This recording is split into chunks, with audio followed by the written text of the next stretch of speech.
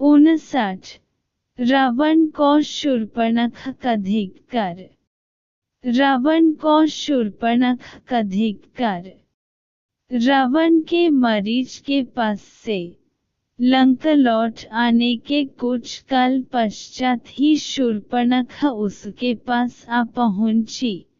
उस समय रावण अपने मंत्रियों से घिरा हुआ था।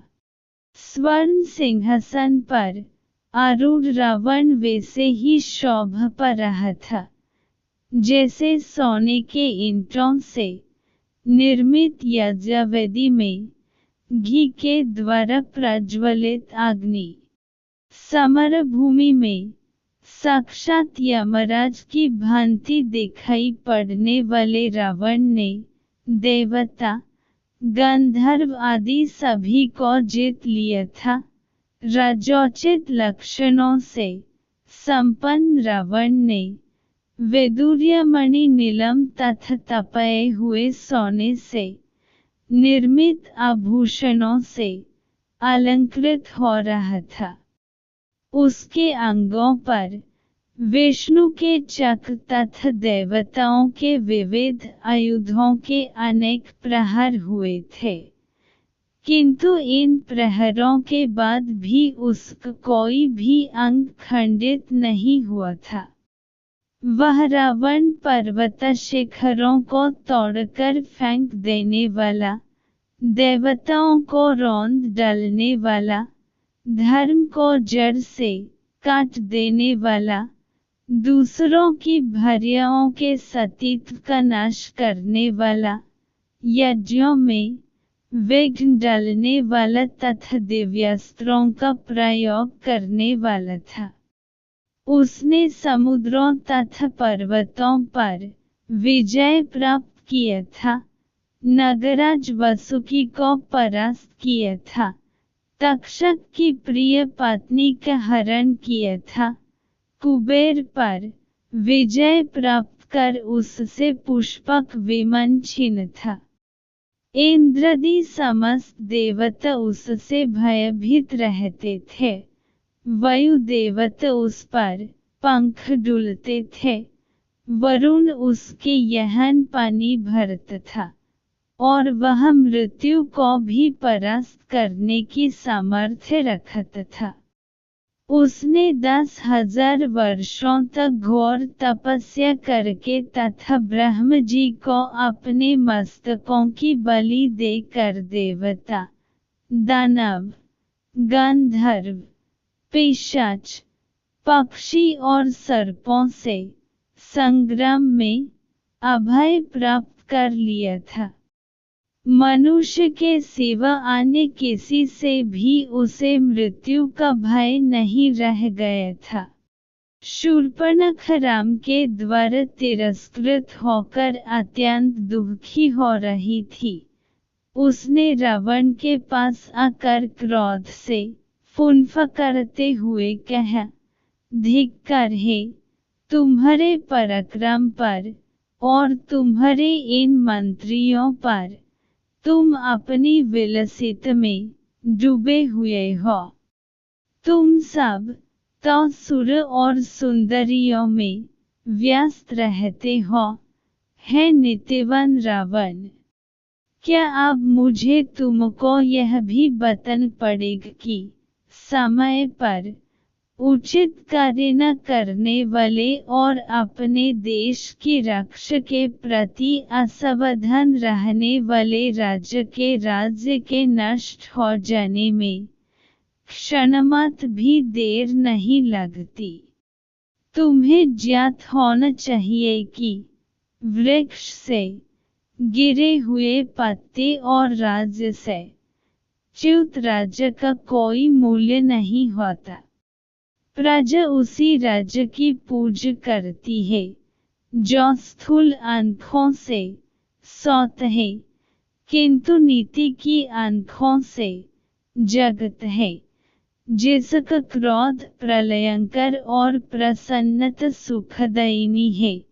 जिस राज्य के गुप्तचर सक्रिय और सतर्क नहीं रहते वह राज्य करने योग्य नहीं होता। तुम्हारे गुप्तचर तो मूर्ख, अयोग्य और आलसी हैं। तुम्हारी बुद्धि दूषित है और मंत्री भी सर्वथा अयोग्य हैं।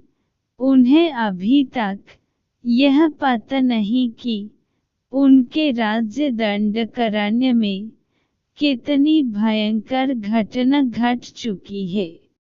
मेरे वीर भ्राताओं खरदूषण का 14 सहस्त्र राक्षसों सहित संहार हो चुका है। जो ऋषि मुनि कल तुम्हारे नाम से थर थर कांपते थे, वे आज सिर उठकर निर्भय हो घूम रहे हैं। तुम तो राम द्वारा किए गए भीषण हत्याकांड से अभी तक अपरिचित हो।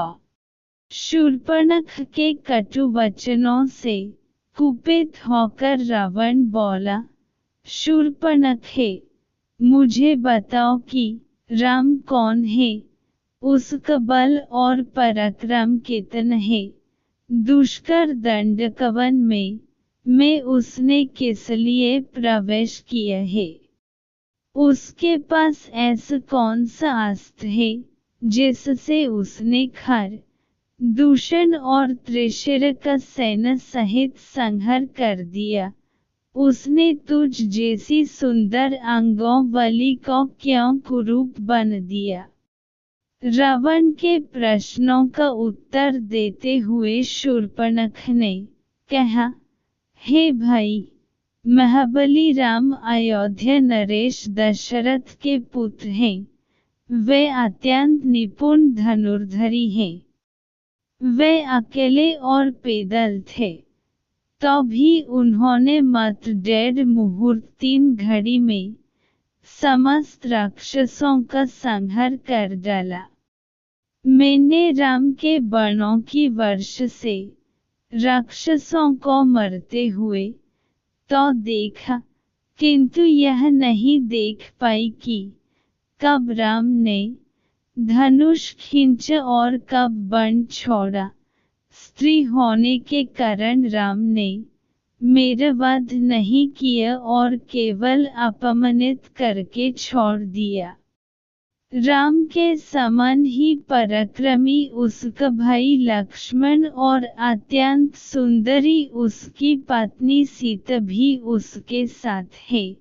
इस भूतल पर मैंने आज तक सीता के समान रूपवती अन्य कोई स्त्री नहीं देखा है। जब मैं सीता को तुम्हारी भार्या बनने के लिए लाने के लिए उद्यत हुई, तो लक्ष्मण ने मुझे कुरूप बन दिया। सीता तुम्हारी ही भार्या बनने योग्य है, अतः तुम उसे शीघ्रातिशीघ्र हर लाओ। शूर्पणखा का कथन सुनने तथा अपने मंत्रियों से विचार विमर्श करने के पश्चात रावण ने सीता को हर लाने का निश्चय कर लिया। तत्काल उसने अपना रथ तैयार करवाया और उस पर सवार हो अपने मित्र मरीच के पास पहुंच गया।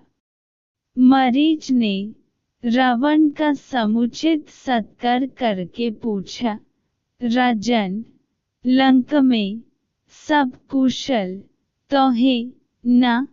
आप इतनी जल्दी पुनः कैसे लौट आए? रावण बोला, हे मरीच, क्रूर और मूर्ख राम ने अपने बल का आश्रय लेकर मेरे भाई खर और दूषण सेना सहित त्रिशिर का वध कर दिया है। उसने मेरी बहन शूर्पणखा को भी कुरूप बन दिया है। तुम मेरे मित्र हो। मित्र ही संकट के समय मित्र की सहायता करता है।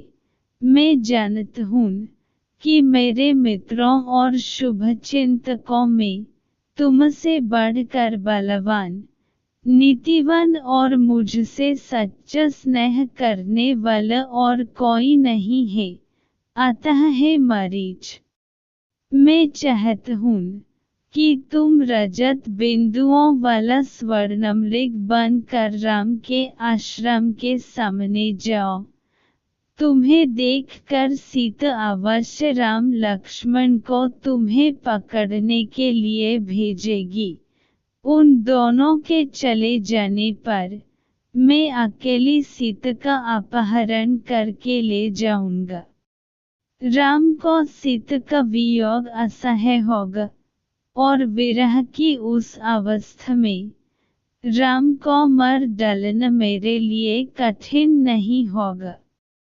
रावण के वचन सुनकर मरीच बोला, हे लंकापति, जैसे कि मैं पहले भी कह चुका हूँ कि ऐसा करना तुम्हारे लिए उचित नहीं होगा।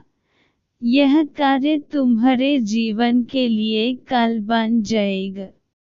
आश्चर्य की बात है कि वेद शास्त्रों के ज्ञाता होते हुए भी तुम परस्त्री हरण जैसा भयंकर पाप करने जा रहे हो। तुम्हें ज्ञात होना चाहिए कि राम के क्रोध से तुम बच नहीं सकोगे।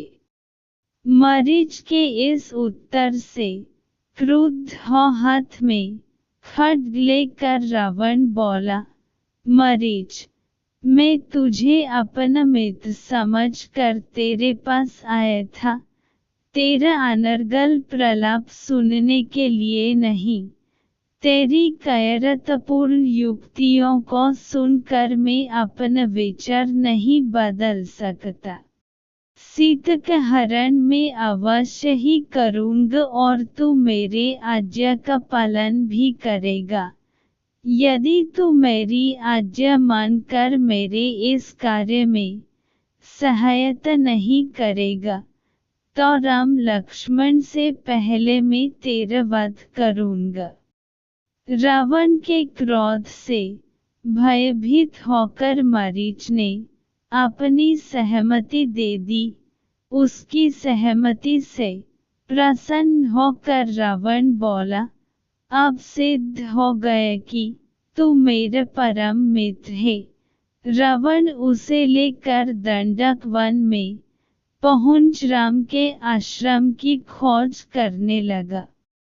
जब आश्रम मिल गया तो मरीच ने रावण के निर्देशानुसार मृग का रूप धारण किया और आश्रम के निकट विचरण करने लगा। इस अद्भुत स्वर्णिम मृग की शोभा देखकर सीता आश्चर्यचकित रह गई और विस्मित होकर उसके पास पहुंची। मायावी मरीच ने अपनी मृग सुलभ क्रीड़ाओं से सीता का मन मुग्ध कर लिया।